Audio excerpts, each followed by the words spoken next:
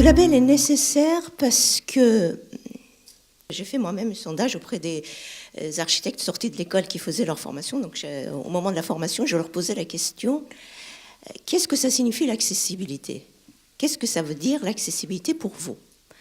Systématiquement, à part peut-être un ou deux parce qu'ils étaient concernés dans leur famille, ils connaissaient le sujet, systématiquement, la réponse est que l'accessibilité, ça signifie faire des travaux pour les personnes handicapées, et que pour les personnes handicapées, surtout handicapées moteurs. Donc l'accessibilité égale à chaque fois handicap moteur, fauteuil roulant, et puis que l'accessibilité, c'est une contrainte, c'est une réglementation, donc c'est une contrainte. Le regard sur l'accessibilité, sur ce terme d'accessibilité, c'est ça.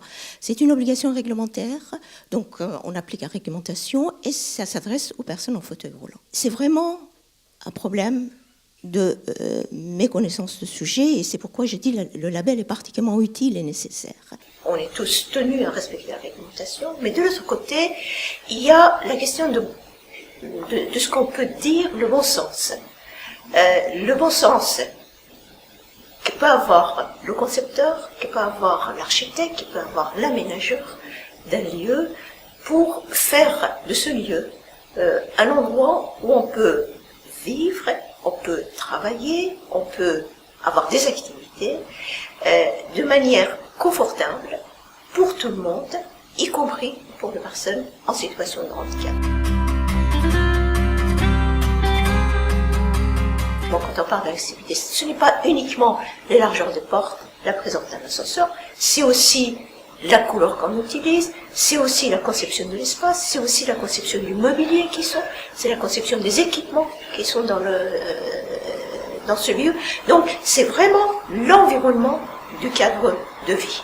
C'est une responsabilité de société, c'est à nous tous de faire en sorte. C'est pour ça que je dis l'accessibilité n'est pas une fin en soi, c'est toutes les activités de société et toute partie de la population qui est concernée.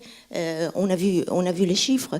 Je me souviens en 2001, l'enquête qu'on avait fait, on était à 10% de personnes vraiment handicapées déclarées.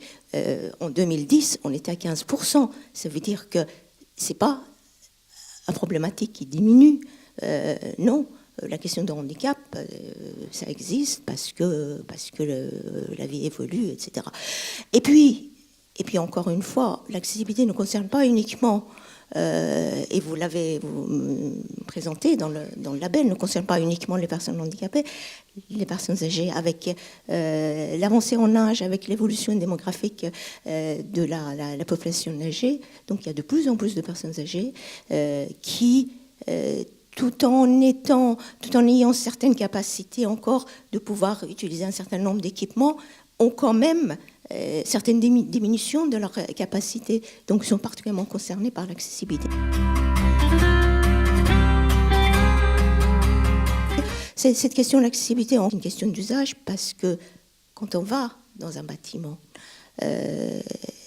quand on dit qu'un équipement doit être accessible, un établissement, etc., doit être accessible, c'est pas uniquement l'établissement. On va pas dans l'établissement juste pour aller dans l'établissement. On y va parce qu'on veut faire quelque chose, parce que on va utiliser quelque chose. Donc c'est l'ensemble des services, des équipements, des prestations qui sont ouvertes par cet établissement qui doivent être accessibles. Ça veut dire qu'in fine, c'est une question d'usage. Et que là, on rejoint le concept de l'accessibilité universelle. Tout ça pour dire que la question de l'accessibilité ne se limite pas, encore une fois, à une réglementation qu'on applique au bâtiment,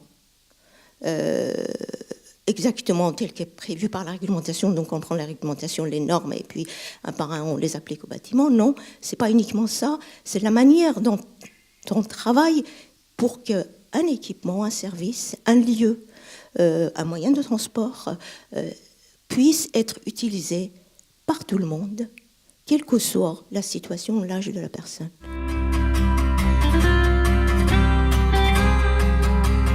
On est davantage dans une compréhension, dans une approche des besoins des personnes qui vont utiliser, quelle qualité on va apporter à ce lieu, à ce service. Et pour cela, la question de sensibilisation d'une part, mais de la formation des professionnels d'autre part est particulièrement importante. Cette formation depuis l'école, depuis la formation initiale, doit, la question de l'accessibilité, faire partie de ces formations.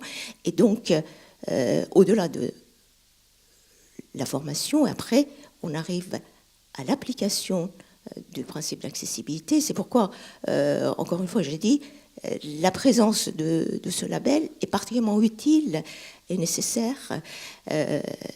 Et voilà, c'est par ce label, par l'application de ce label, qu'on arriverait, je pense, à aller plus loin que juste une application, encore une fois, simple de la réglementation.